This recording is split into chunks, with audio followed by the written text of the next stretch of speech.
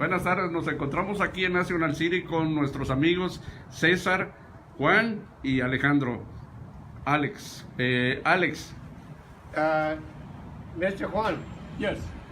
Can I ask you a question? Yes, you can. Okay, what is all these medals represent? These medals represent the areas I've been in and the wars I've been in the different countries. I have 4 medals there from a foreign country, which is not comes through the United States. The United States verified these medals and says they're not from us. You have to write to the embassy and get them, and you can wear them as the United States. These medals here, I never put them on. This is the first time I put them on. All it is they say you buy these, but they're 50 years after the war was over, these medals came out. This is like Iwo Jima. We don't have one like this. You see the picture of Iwo Jima on there? Uh-huh. Well, an Iwo Jima medal and the other medals are from these countries that they authorized. And in the wartime, we never got all the medals we needed. See, when I got out, you could see 6 ribbons. But I went, over the years, I started getting medals as much as 30 years after the war, they was giving us medals. In fact, a year ago, or just a little over a year ago, I got my last ribbon. They finally decided we were in combat. Wow. And the Army had the combat ribbon, but we didn't. I got the letters in the car. It says here with dates on them when I got the combat ribbon. So we keep adding on every time they made a decision. These medals are like when I was in the Antarctic. I was in the Antarctic, I get a ribbon and a medal. A good conduct medal is this one here with 4 stars. That means I was a good boy, at least 12 years. 12 years, I get gold hash marks. And if I wore my uniform, it stands out a lot better than this. Now, can I ask you another question? Sure. Where were you born? I was born in Detroit, Michigan, but I ran away from home at 15 and I claimed Texas. Okay, so now how old are you? I'm 92, I'll be 93 in June 27th. Congratulations, sir. Yes. Now, your hat, it has different patches and chapters and stuff like that. Can you more or less tell us what those mean? All these patches mean is when we have our annual convention and they elect a new president or commander or whatever you want to call them, these are all these medals where we were. This medal was Antarctica, when I was in Antarctica. This medal was amphibious forces in the Pacific. I was 4 years in the Pacific amphibious forces.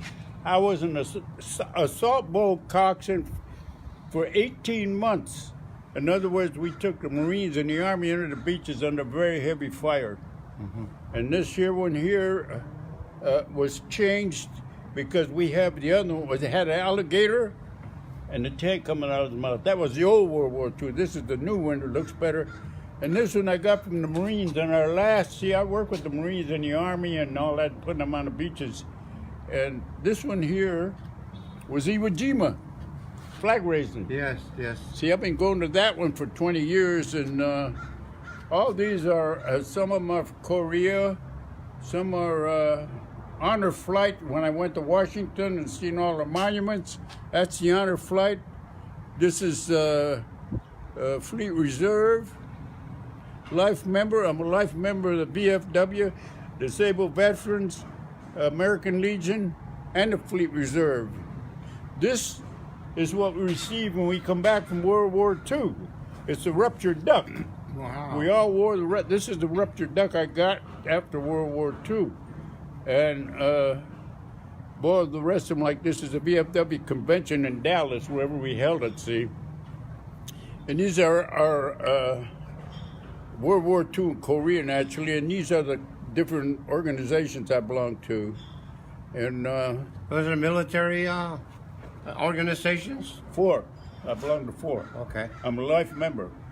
I also have a question as well too. I understand that you're in the Cowboy Hall of Fame. Yes. How did you get involved in that from the very beginning? And when I came back from World War II, we could go and shoot people, and they give us a machine gun, but we wasn't old enough to drink a beer in San Diego. So I went to Tijuana in '46, and I got married in September.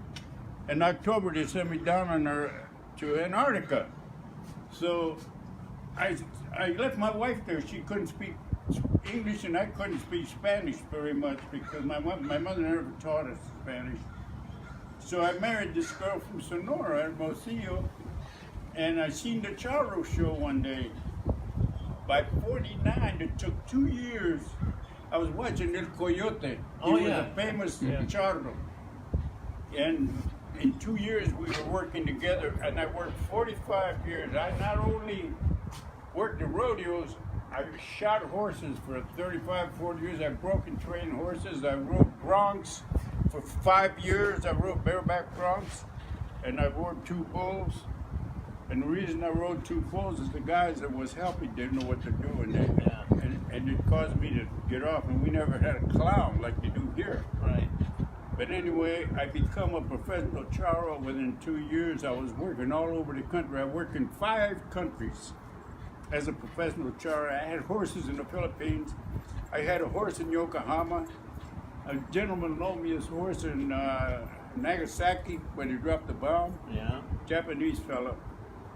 But I performed for orphanages, aircraft carriers, troop transports, hospitals, in Hong Kong, a refugee camp.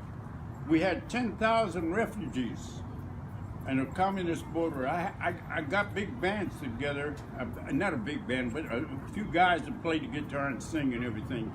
So when they started going there, they wouldn't let us take the whole bunch because they thought we were going to get captured by the communists.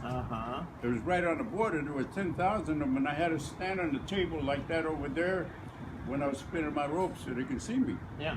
But I was in charge of that band, and I raised money. See, these orphans, there was 40 orphans in the wintertime. I had my charro boots on, and I was out there working. I looked at these kids, they didn't have no shoes. So I went out and made money. I bought them shoes, 40 pair of socks, 40 pair of shoes.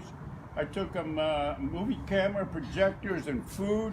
And then Christmas, back there, I went there 2 or 3 times. I took them candy in the sock. You know how they do here? Oh, yeah. I got pictures of me giving them candy.